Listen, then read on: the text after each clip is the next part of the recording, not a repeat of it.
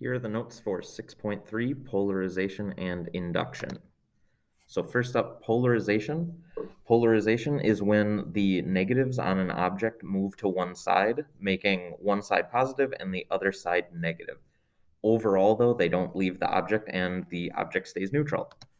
So here's what that looks like. If you bring a positively charged object near this conductor, you can see the negatives line up, but they don't transfer between the objects.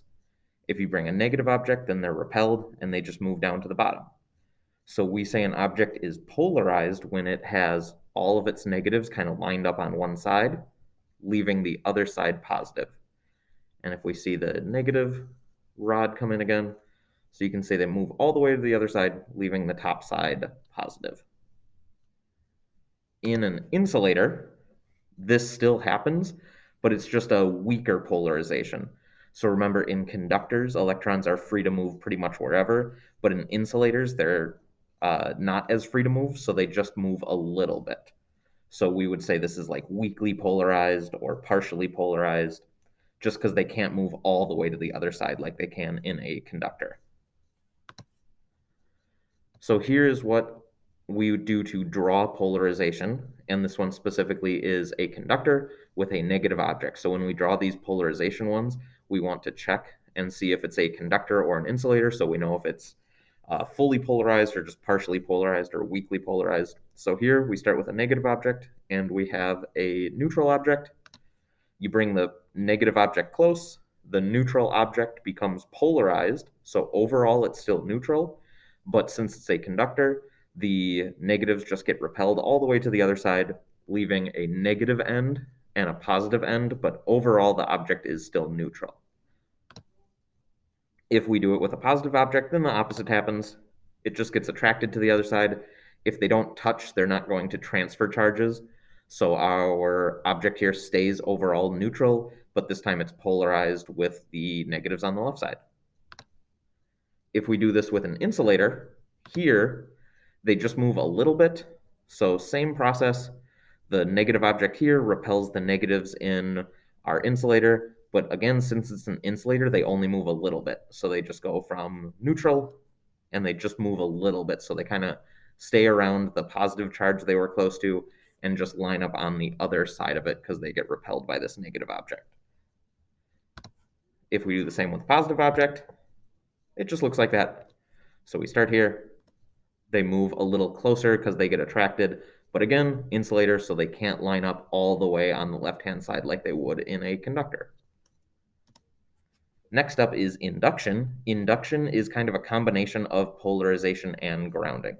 So it charges an object like in conduction, but it doesn't ever touch the original charged object. So here's what it looks like if we want to induce a charge on this conductor here. So we bring a negative object close. This object is originally neutral. First step is polarization, so that negative object repels the negatives here. So overall, this object is still neutral, but it's polarized now. If we then come in and ground that polarized object, it will actually push some of the electrons into the ground. So they get repelled by these negatives here, and they now see another path, so they can leave this object, and they just go through the wire into the ground. And the way to determine how many will leave is to look at the overall charge. So in this example, the overall charge of both of these objects needs to go to 0. So that's how we know 2 electrons leave. So like if we go back and look here, we can see this has these 2 objects combined have 8 positives, and right now 10 negatives, 6 on the left one and 4 here. So overall, our net charge is -2.